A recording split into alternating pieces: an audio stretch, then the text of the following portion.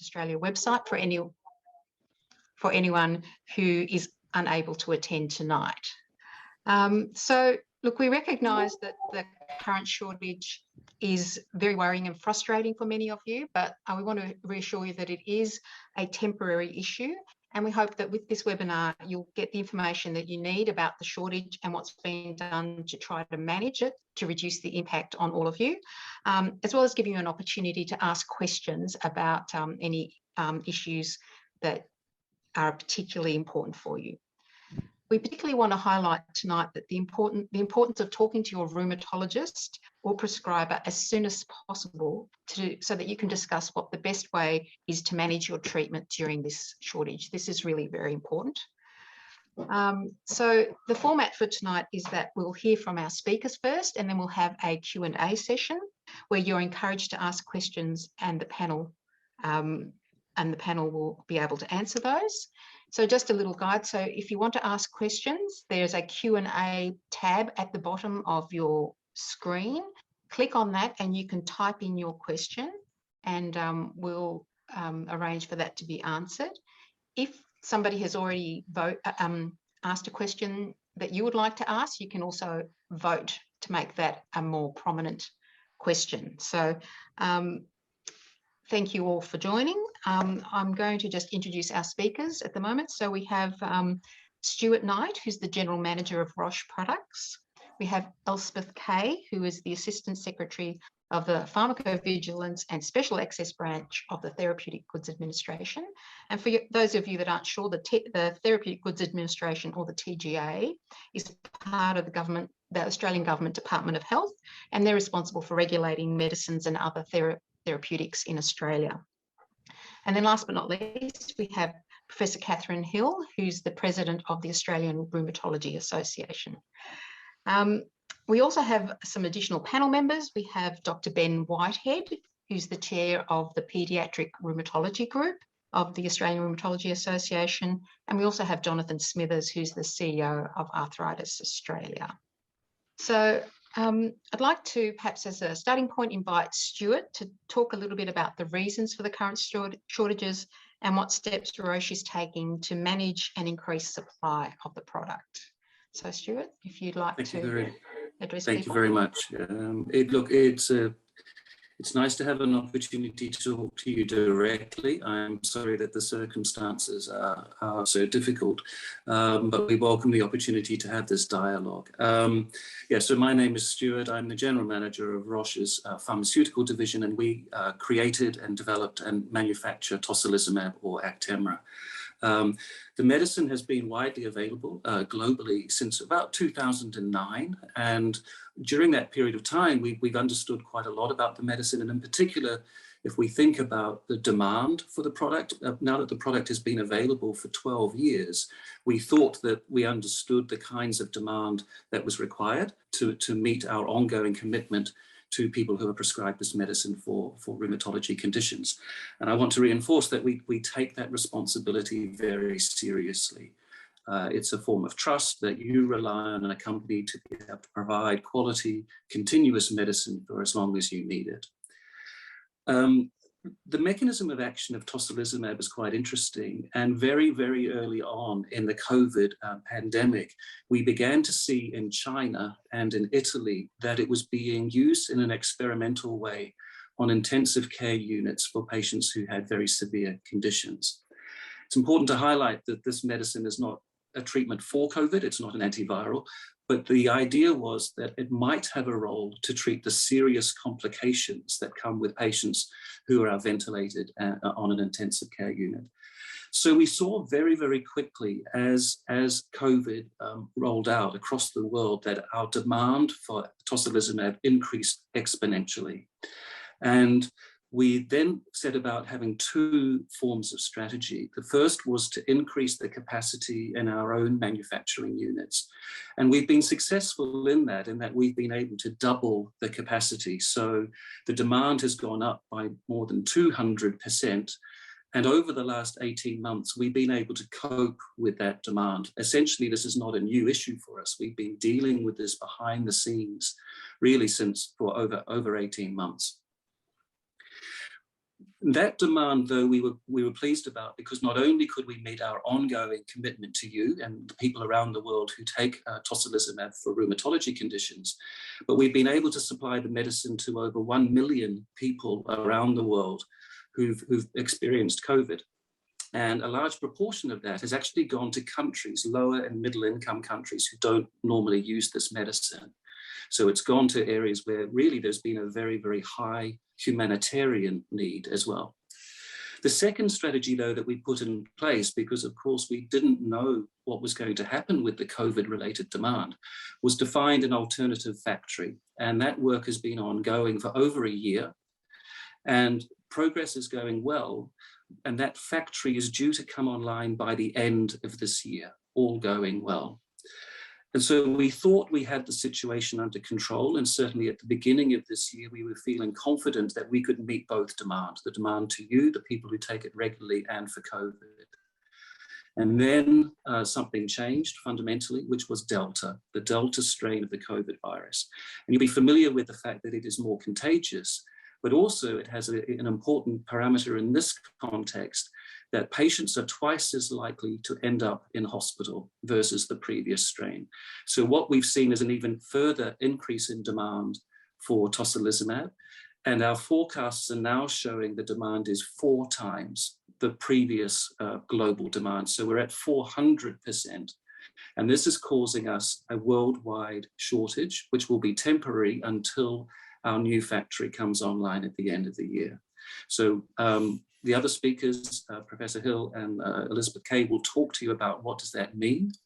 But we supply, as you know, both an intravenous form, but which is used for an infusion, but also 2 subcutaneous forms. And we need to provide you with some information about what's happening with those. But look, on behalf of the company, I want to reassure you, we're doing everything that we can to get through this issue as quickly as we can. We apologize for the inconvenience and the stress that we know this is going to cause some of you. But for many of you, we hope with good cooperative management, we can get through this together. I'm happy to take more questions, but maybe I'll hand over at this particular point. So thank you very much for having the opportunity to talk to you. Thank you, Stuart. Just a reminder, if you want to ask questions, just go to the Q&A tab at the bottom of your screen. Click on that, and then you'll be able to type a question in for any of the panelists. So I'd now like to invite Elspeth Kay from the Therapeutic Goods Administration to talk about what the TGA's role is in managing medicine shortages and what has been going on in the background in relation to this particular shortage. So Elspeth. Thank you very much, Franca. Thanks to you and the team for organising this evening's webinar. And before I begin, I'd like to acknowledge the traditional owners of the lands that we're all meeting on this evening.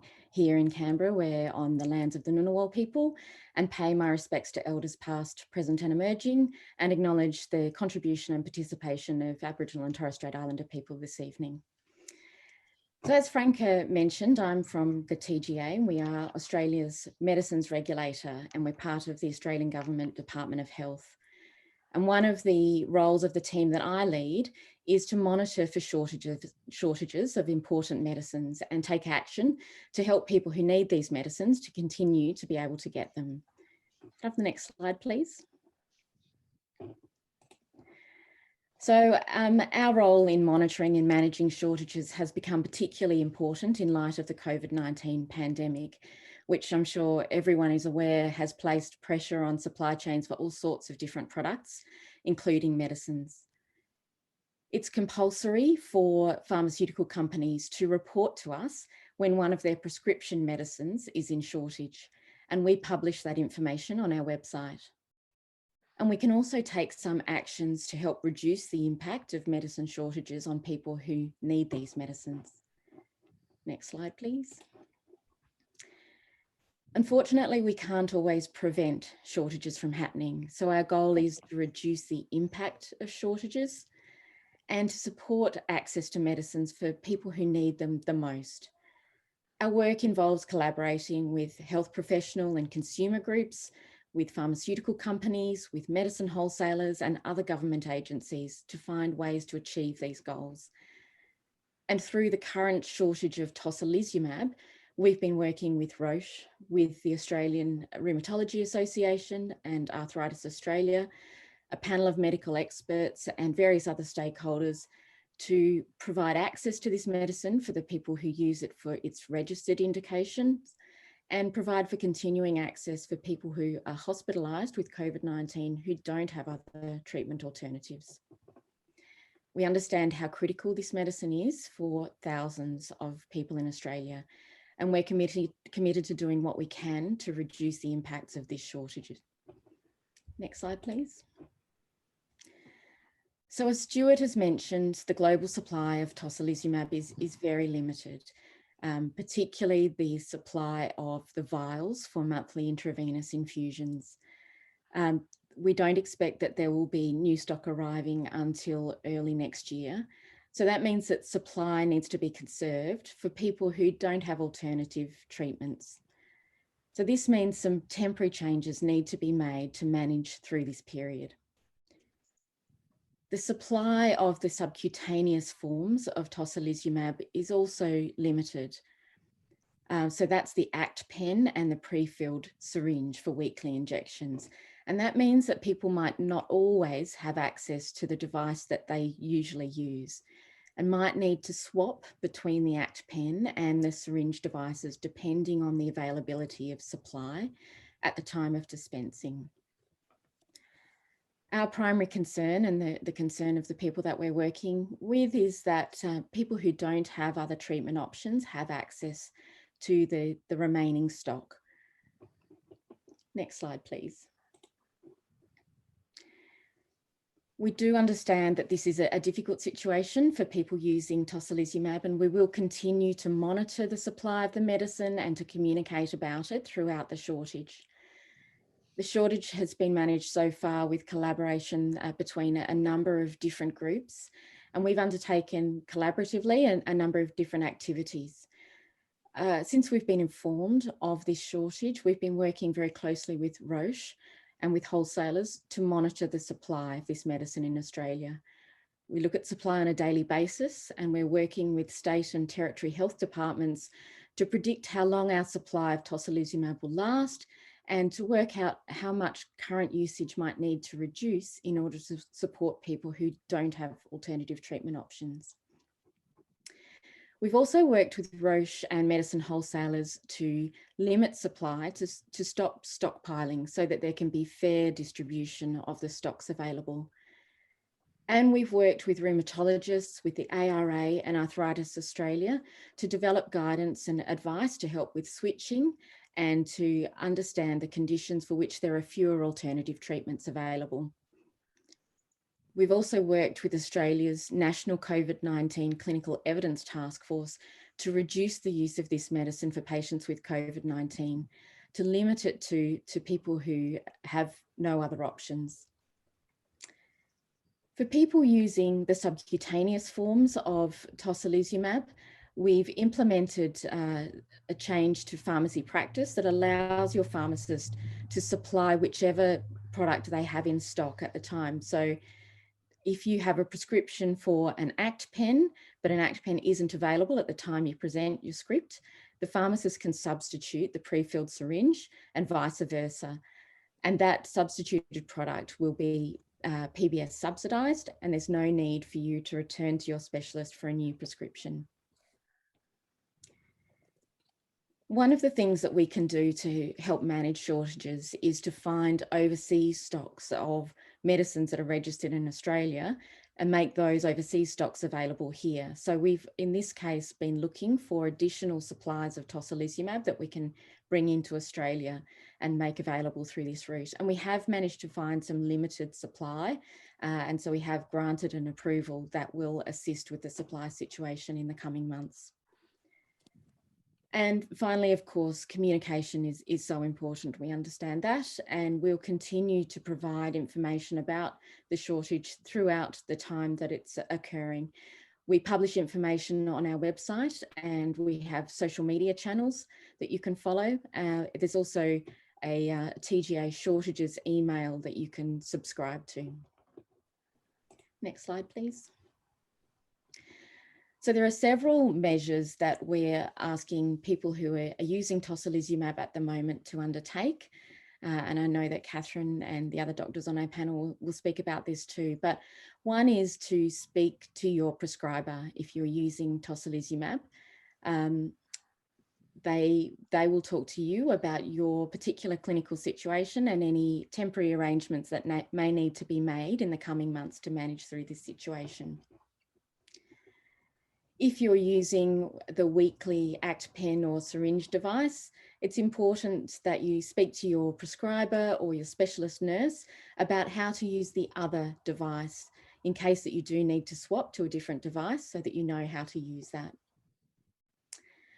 And finally, of course, we do understand that this is a challenging time for people using tocilizumab and the health professionals working with them. And we're committed to continuing to provide up-to-date information on this continually evolving shortage.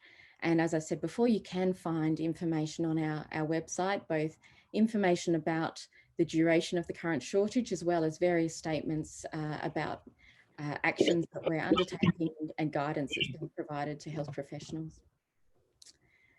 And that is the end of my slides. So thank you very much for the opportunity to speak this evening. Thank you, Elspeth.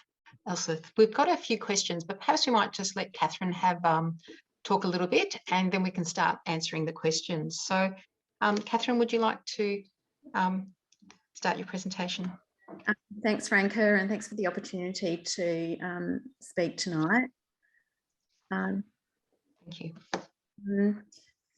Firstly, I'd really like to acknowledge what a challenging time this is for many of our patients and their families, particularly those who are in lockdown in Victoria, ACT and New South Wales. We really appreciate this is a really challenging time for you and your doctors and your families. As it's been outlined by Stuart and Elspeth, this is a global issue and not something really confined to Australia, or it's really about a shortage related to an increase in use. And we've been, sorry, next slide. So I'm a rheumatologist. I work in Adelaide on Kaurna land, and I'm currently president of the Australian Rheumatology Association. And we've been working really hard with both adult and paediatric rheumatologists since we heard of the impending shortage. So we've been meeting regularly with the TGA, with Elspeth's group, with Roche, with Arthritis Australia and other consumer groups, because we really wanted to reduce the impact that this shortage we could see on our patients. And we need to be very mindful of the groups of patients who there's no alternatives besides tocilizumab. So we've worked with these groups to develop guidance on the clinical management of patients during the shortage. We've helped put measures in place so that you can easily swap between the pre-filled syringe and the Actemra auto-ejector at the pharmacy and vice versa. So I saw a few questions on the chat. So what that means is if you go to the pharmacy and they've only got the pen and you would usually have the pre-filled syringe, then they can swap it without having to go back through your rheumatologist or through the application process. We've also been in constant communication with the ARA members, so they're all of the rheumatologists around the country, about the level of shortage that we are facing, which is becoming an issue around the country, but we are looking at groups of people who are able to change to alternative therapy. This is particularly patients with rheumatoid arthritis, and that's because you're in the lucky position where there are a lot of alternative biological and targeted synthetic agents to be used. But there's other groups of patients, for example, with juvenile arthritis and with giant cell arteritis, for which there's less alternatives. We also want you to be in touch with your rheumatologist quite early, because what we don't want you to find is that you're in a shortage and that your arthritis flares. And so that's why being in touch with your prescriber, your rheumatologist, is really important to reduce the risk of you flaring. Roche are assuring us this is a temporary solution. So if you do have to change to another agent, I would remember that this is likely to be a temporary shortage, and that you'll be able to swap back to Tocilizumab probably in January, February 2022. And it's really important to keep an open mind if you have to try something else, because there are a lot of good agents in the market for rheumatoid arthritis. Can you just jump to the last slide? So we do need to reduce current usage so that we don't run out for those who have no alternative treatments. And as I mentioned, giant cell arteritis and juvenile arthritis. So we would encourage you to get in touch with your rheumatologist as soon as possible and discuss your treatment. And remember that you can go back on Tocilizumab once the shortage eases, if that is the best medication for you. And we understand that many of you have tried a number of different biologic agents, and you've found that Tocilizumab is really great for you. So there'll be an opportunity to go back to that medication if you need to. I'm going to leave it there, and we can go to the questions that we have. Thank you so much, Catherine, Stuart and Elspeth. We really appreciate your contribution. So we've had a number of questions. The most popular question has been a question about what happens when you've been through other biologics and have failed on other biologics. I'll just read the question out. I've been on Actemra for 11 years. I've failed all other biologics, and it's the only drug that works for me. I'm a single mum with 3 children. I am terrified of going back to my pre-Actemra state. How can I apply to continue my drug? So, Catherine, can you provide any insight on that? Well, I think, thanks, Franca, and thank you for the question. If you've been on Actemra for a long time, I think you really need to talk to your rheumatologist about whether it is appropriate for you to move off Tocilizumab. I'd also, it's great that you've had such great control for 11 years. There are some alternate medications that have been released in the 11 years since you've been on Actemra. So if you had to make a change for a few months, then we won't count that as a fail on Tocilizumab under the PBS criteria, and you can go back to it if you need to. Some people have talked about spacing out the injections. That is really not an option for intravenous Tocilizumab because we have such a severe shortage. It may be an option for patients who are on the subcutaneous injections. Elspeth, did you want to elaborate on that? No, I think you've covered it well, Catherine, because I think the key point is that people will need to return to their rheumatologist for a discussion of the solution that best suits their history and their needs going forward. I would really like Elspeth to address the idea about stockpiling of medications, because there's a question there about that. And Sure, Catherine, I'm happy to. So we are very aware that stockpiling is something that can happen at the beginning of a shortage or prior to a shortage happening, when people who usually purchase medicines for their institution or their pharmacy naturally want to do the right thing by their customers and make sure that there's supply available, and so they can increase the orders that they would normally purchase to make sure that there's extra on the shelf for the period of the shortage. But of course, what that can mean is that then there isn't supply left for others who haven't purchased additional quantities. And so a common practice for us now when we do hear of shortages that are likely to occur is to check on what's happening with demand for that particular medicine and make sure that we can put in place some constraints on supply to stop that from happening so that there's fair distribution. And so in this case, we have done that. We've worked with Roche and the wholesalers, as well as with another part of our agency, the Department of Health, to to make sure that there are some limits on supply so that hospitals and pharmacies are unable to stockpile and that the supply can be fairly distributed. Thank you, Elspeth and Catherine. So one of the questions that's been asked is so someone has contacted their rheumatologist today and was told to spread out the last 2 syringes that they have. But then they're concerned about what happens next because their rheumatologist advised them that stocks would be back soon, but obviously that's not the case. Does anyone want to sort of address that? I mean, I guess the thing will be to go back to your rheumatologist and talk to them again. And perhaps Elspeth could comment on the supply of Subcut around the country, because I think many rheumatologists have been contacting the patients on IV Tocilizumab proactively. I think that's one of the questions. But we have many patients on Subcut, and we haven't been quite so concerned about a lack of supply for that. So.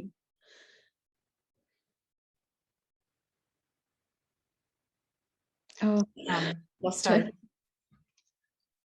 Lindsay, there we go. Sorry, just my unmute button was disabled. Thank you. Yeah, so I think the key issue with the subcutaneous is that we expect, and Stuart might wish to jump in here, but we expect that there will be supply during the next 6 months, during the period of this shortage, but that there won't be consistent supply of both devices during that time. And so, as I'd mentioned during my presentation, there is a mechanism to allow people to switch between the 2 different subcutaneous presentations of tocilizumab. So if you usually use the ACT pen, you might find that when you arrive at the pharmacy with your prescription, that the pre-filled syringe is available, but not the ACT pen. And so your prescription will allow the pharmacist to give you the alternative version without you having to go back to your doctor for a new prescription, and you'll still have the usual PBS funding of that prescription. So we do expect that the subcutaneous treatment should be available continuously during this time. But we do continue to provide information about the evolving situation in shortages throughout the period that they're running. And so if there is any change to that information, we will make that available. Yes, if I may just build on that, Elspeth. So if you do get switched, your pharmacist has got access to I think a little QR code, a bit like the ones that you're using when you're going anywhere. And that QR code will give you a video of how to administer the new presentation if you're not aware of it. There will also obviously be information in the box on how to administer it. And if you want to phone Roche Australia, we're very happy to talk you through how to administer it as well through our medical information line. And that number is 1-800-233-950. So that's 1-800-233-950. The other thing, Elspeth, I might also pass on is we're getting quite a few inquiries from patients who are saying that their pharmacist is just saying it's not available. And what we would recommend, and that means that the pharmacist is literally just looking in their computer and it's saying 0. What your pharmacist needs to do, please, is contact their wholesaler. Okay, and if they contact their wholesaler and explain that they've got a patient on a subcut formulation or an ACT pen, then that should enable it. But it might require a little bit more work from your normal pharmacist. So please encourage your pharmacist to take that extra step of contacting the wholesaler. Thank you. Thank you. So someone is asking about an IV infusion that was due 2 weeks ago, but they've heard nothing. Is it not the hospital that should be in touch if there was an issue with them receiving their medication? Catherine? Yeah. So in most cases, the hospitals will be contacting patients if there's they have not got availability for it. So most rheumatologists are proactively contacting patients who are on intravenous tocilizumab to either to talk to them about alternative treatments. Ben, is that what is happening in the paediatric sphere as well? Yeah, that's right. In the paediatric world, it's exactly the same thing. And so if there is unavailability of the IV preparation, the hospital would be contacting the patient to let them know about that. And I'll just echo all the comments about now's an opportunity to talk with your rheumatology team about what's the most appropriate for you should the formulation of Actemra that you're taking isn't available for a period. So we do have another question about stockpiling. Someone has heard on good authority that hospitals are stockpiling doses in case there's a rush of COVID patients. Is this, can we say for sure that this is not happening or not? I can respond to that. So at the TGA, we work with a group of representatives from state and territory health departments who give us visibility of the supply that states and territories hold in the hospitals in their jurisdictions. And so we've been able to look carefully at what's available in each state and territory and use that information to forecast the supply available in Australia. We also have been working with wholesalers to apply some limits to further purchases so that people can't purchase, hospitals and health departments can't purchase more than they usually would, so that they can't stockpile. We've also been working with the Clinical Evidence Task Force to get the message out to health professionals who are treating patients with COVID-19 in hospital about the situations in which tocilizumab is necessary and the patients for whom other treatments are available and should be preferred instead in order to conserve supply of tocilizumab. So, sorry, did you have something to add, Catherine? Oh, look, I did, because I think it's worth, I noticed one of the questions in the chat was about, are there any other of the biological DMARDs that are also used for COVID, and are they likely to go into short supply? There is one other of the targeted synthetic DMARDs, which is in a similar group of medications, but these are chemicals rather than antibodies, and one of them is called baricitinib, and it's the Clinical Evidence Task Force for COVID has recommended that for less severe patients, but baricitinib, my understanding is it's not in short supply. Is that correct? That's correct, yes. So we've looked very carefully at the supply of baricitinib as well, because it is the major alternative to tocilizumab for hospitalised COVID patients. And the supply of that is very good. And so we don't anticipate that there will be an issue with baricitinib over the coming months. Okay, so one of the questions that has come up a few times and is quite popular is concern about the biologic failure rule. So if someone has to swap from tocilizumab to another medication and they then do not respond well to that medication, will that fail be counted? Would that be counted as a fail, or would the switch from tocilizumab also be counted as a fail? Mm-hmm. Catherine, you're probably in the best position, and maybe Ben. So I'll just speak about adult patients. For adult patients, if you have to switch from tocilizumab to another agent because of this shortage, that won't be counted as a fail. We would hope that you would switch from tocilizumab to another agent before you've actually had a flare in your rheumatoid arthritis. That would be the best for your care. If you swap to an agent and it's not, it doesn't work for you, it won't be counted as a fail on your against your mark. And in the pediatric population, the same rules apply. So yeah, so if you have to go off tocilizumab, it won't be counted as a fail. So you still have all the access that you would have had previously. Mm-hmm. And of course, you can always go back to tocilizumab if that works better for you. That's exactly right. That's right. Yeah, that's right. So we do have a very specific question about if Roche is taking any action to try and obtain a priority supply for patients enrolled in the patient support program for tocilizumab. Is that? And we're basically, it's not appropriate that we actually make these decisions. We actually believe that it is the, because we're not party to individual people's situations. So that's why we completely align with the agreement that if you've got a particular concern about your situation, that you go to your rheumatologist, your treating physician first. Okay. Thank you, Stuart. Now, Ben, did you want to say something on this question, which also refers to whether there is another biologic that's similar in action to Actemra and can be used instead? Ben, you've just indicated you'd like to answer that. Yeah, in the paediatric sphere, there are, as we've mentioned, there are less options for medications, but there are some alternatives to tocilizumab that can be used, and that might be what has to happen over the next few months to swap to those.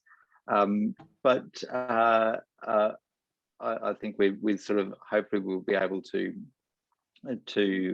get through and get back to tocilizumab if that's what is working for your child at the moment. Okay, thank you. We do. Yes, yeah. Sorry, Catherine. Oh, sorry. I was just. I also wanted to say that if you change medication, you find that one works as well or better than tocilizumab, you can stay on that medication. Yeah, so you won't need to go through the full qualification process and approval. Okay. Thank you. So we have also had a question. I've had a question in the past about whether there'll be streamlined access to a new script if people do have to change. Are some of those requirements to have your bloods taken and so on and so forth to swap to another drug, are they being eased in this current situation? The Australian Rheumatology Association has asked Services Australia and PBAC, and we are awaiting reply for them. So we have asked them to do that, because when we did a webinar 2 weeks ago for the rheumatologists, it became loud and clear that that's the sort of thing that they wanted to transition patients across as seamlessly as possible. Thank you.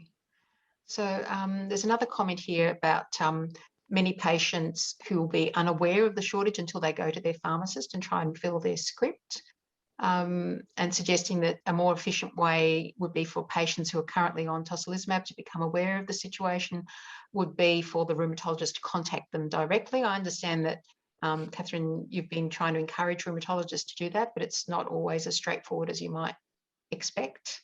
Would you like to elaborate? Yeah, so we've been encouraging our rheumatology colleagues to proactively contact patients, who particularly those on IV tocilizumab, and as outlined by Elspeth, if we just keep on the supply we are at the moment, probably patients on subcutaneous tocilizumab will be able to continue unchanged. However, I mean, I really think you will need to probably talk to your rheumatologists about whether you might want to space your subcutaneous tocilizumab.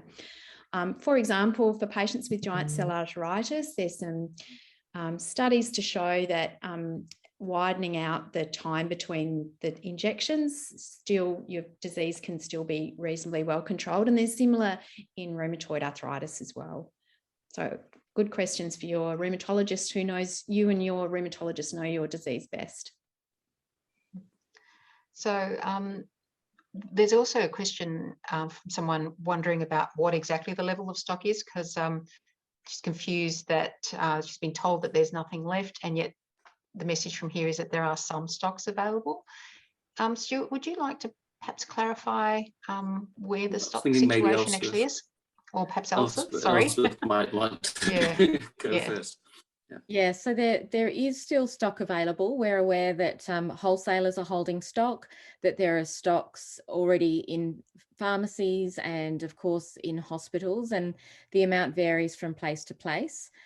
We've released a statement on our website in the last couple of days that alerts people to, particularly people purchasing Tocilizumab for hospitals and pharmacies, to the limits that will be placed on further supply. So there will be further orders going out, but these will be a smaller quantity than purchasers would normally receive. And I would echo what Stuart said earlier about pharmacists needing to contact their wholesalers. So it is true that sometimes pharmacists will just see in the system that there is no stock available. But yes, in this case, they should contact their wholesalers to find out about ordering further stock. Okay. Is that something that should be in the information that goes out? Because I haven't been telling my patients that, actually. So that's a good tip. Yes, and we have good links with pharmacy groups too. So we can also put that message out through the pharmacy groups to make sure that they're aware that that's what they need to do. Mm-hmm. And can I also say that I'm preparing a FAQ information sheet that's going to include some key questions as well as some of these questions, and I'll make sure that I include that tip about asking your pharmacist to contact their wholesaler in that FAQ sheet. So do check back on the Arthritis Australia website over coming days, and that should be posted up there. Thank you. Okay.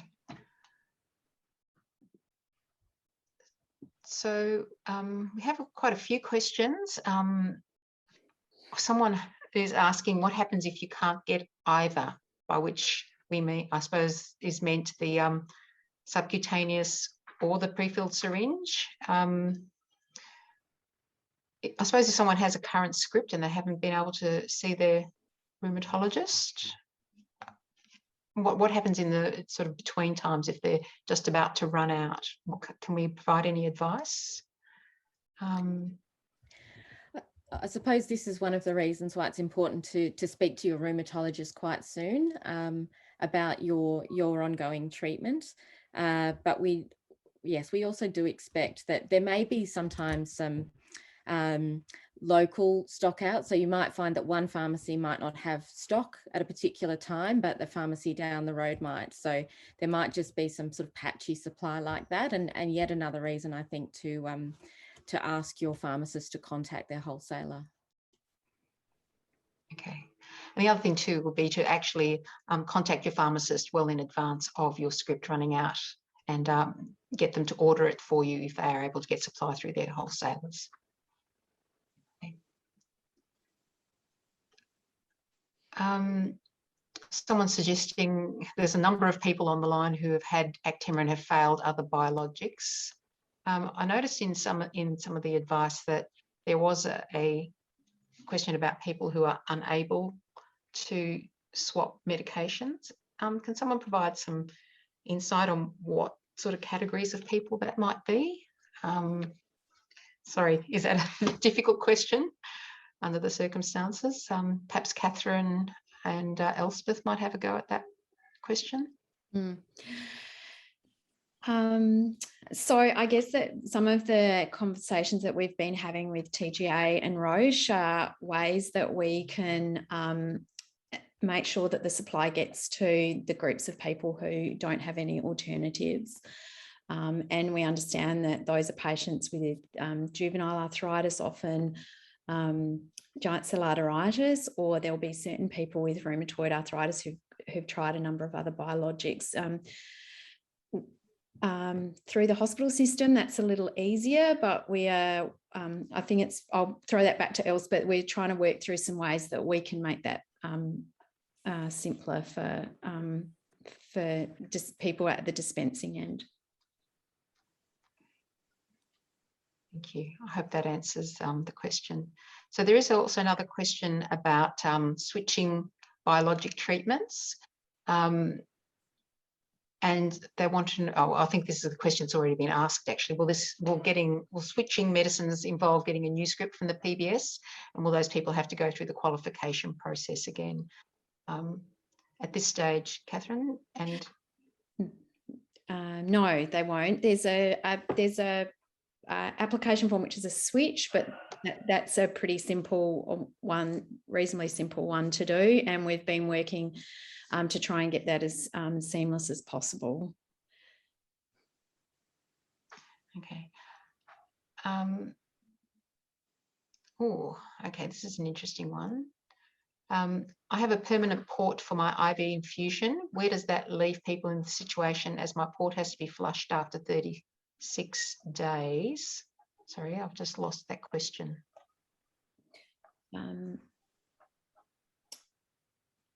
Yeah. Sorry, the question has just disappeared as I was reading it. Sorry. Yeah. So that patient is obviously someone who's got difficult access for their intravenous. So that's really one that they really need to have a conversation with their rheumatologist and the people who do the infusions for them. There's a question here about Actemra pills that come with a warning of shingles, but there's no pill version, is there? It's either intravenous, pre-filled syringes, or an auto-injector pen.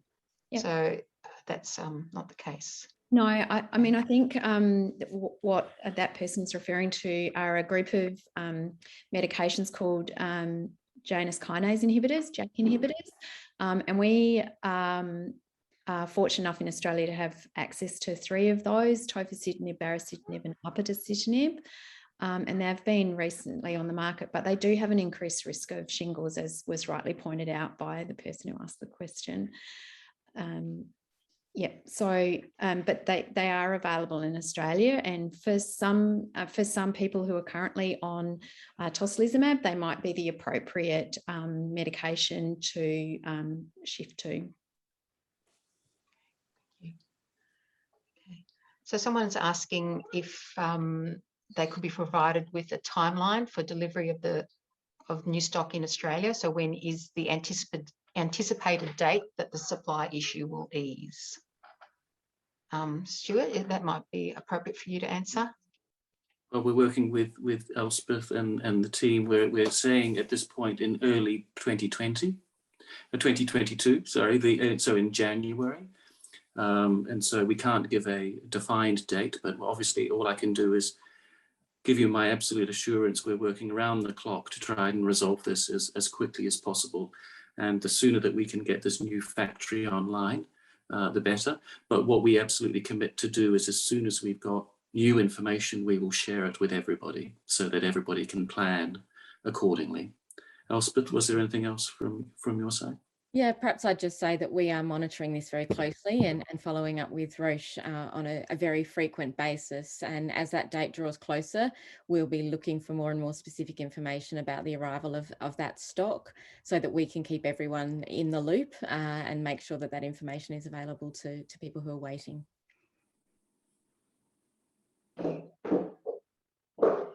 So another question we have is, if you fall under one of the categories mentioned earlier, giant cell arthritis or juvenile arthritis, and you can't take another medication, how do you get access to tocilizumab?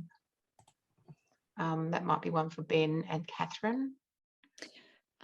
So I guess this is a really difficult area, and that the ARA has been working with the TGA to try and work through this.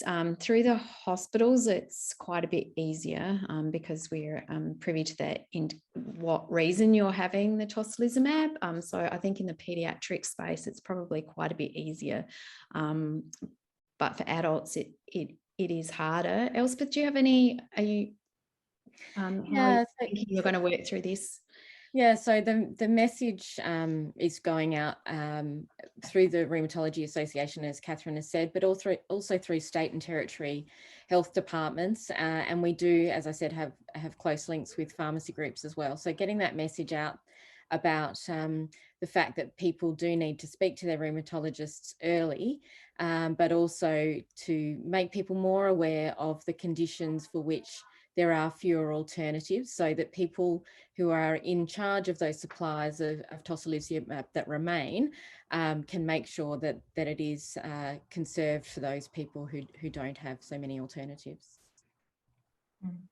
And just in the paediatric space, yes, that is a real concern, and I think the as Catherine had mentioned, that sometimes accessing some medications through the hospital system might be easier, and by medications I mean potential alternatives to Actemra should it become unavailable. So again, yeah, talking to your rheumatologist about what the potential options are now, I think is a good idea to plan, so that should supplies become unavailable, that you have a plan ready to go.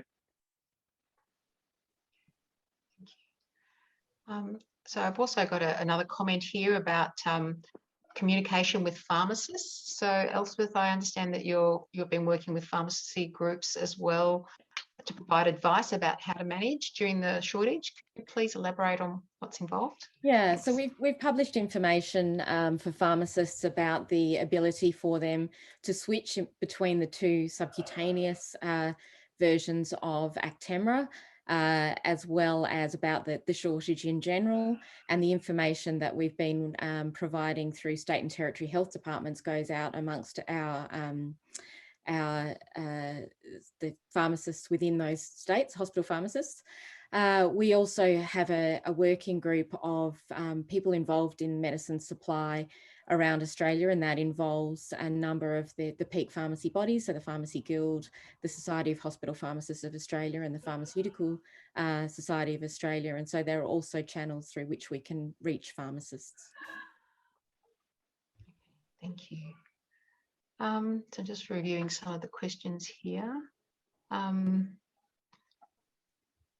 So there's a question from someone about there being no supply of the subcutaneous product in Western Australia. Are there regional differences in availability? Do we have any vision on how much of a problem that is in different areas? We work closely with medicine wholesalers and with the peak body for medicine wholesalers, and that's a way for us to look at regional supply differences. Wholesalers are very good at letting us know where they see gaps in supply, and they of course can move stock around. So that's something that we can certainly follow up. We've not heard that there is an overall shortage in Western Australia. So what should that person do in Western Australia if they're being told there is no stock? Should they? I think probably the first thing is to once again ask their pharmacist, have they contacted their wholesaler? Their wholesaler. Yeah. Okay. So we're sort of getting close to the end here. So to the sort of end of our time here. We still have a few questions, but we will be able to keep, we'll make a list of these and we'll try and answer them perhaps after the webinar, perhaps through our information sheet. But please feel free to contact Arthritis Australia through our info line, info@arthritisaustralia.com.au, if you have more questions, and we'll try and get answers for you. In the meantime, I'd really like to thank our panel and our speakers, and I really want to thank everyone who's attending. It's really, we hope that this has helped to allay some of your concerns. It probably hasn't completely, but I think the key message is to go and talk to your rheumatologist as soon as possible so you can put in place a plan about how you can manage your treatment during this period, to be assured that it is a temporary issue. And I know that Roche is working as hard as they can to try and get supply back up to scratch, and hopefully it won't be too much longer before that supply is back up to scratch. But in the meantime, your rheumatologist is really the best person to be able to advise you about how best to work, how best to manage your condition during this shortage. And you know, I do acknowledge that it's a very difficult time for many of you, but I don't. It's quite a difficult. It is a difficult situation for everyone, and we are trying to do our best to have a sort of judicious and fair allocation of stocks for those who most need it. So Thank you again. And as I said, feel free to contact Arthritis Australia if you have any questions. Directly after this, we'll be posting the webinar on our Arthritis Australia website. We'll also be preparing finalising a frequently asked questions sheet, and I'll be including some of the questions that we've had here tonight and providing answers, and we'll put that up on our website and try and distribute that to people who are affected. And if you, after further updates, please visit the TGA website and the Arthritis Australia website. tga.gov.au, I think, is the correct website address for the TGA, and arthritisaustralia.com.au. Also, if you need more information and support about managing your condition, please contact the Arthritis Info Line, 1800 011 041. And also you can contact ourselves. There's a Musculoskeletal Australia and Creaky Joints as well for additional support. So all those references will be included at the end of our frequently asked questions sheet. So please do check back on our website in the next couple of days and that will be up. Okay, so thank you everyone, and thank you for your questions and your interests. Okay, thank you. Goodbye.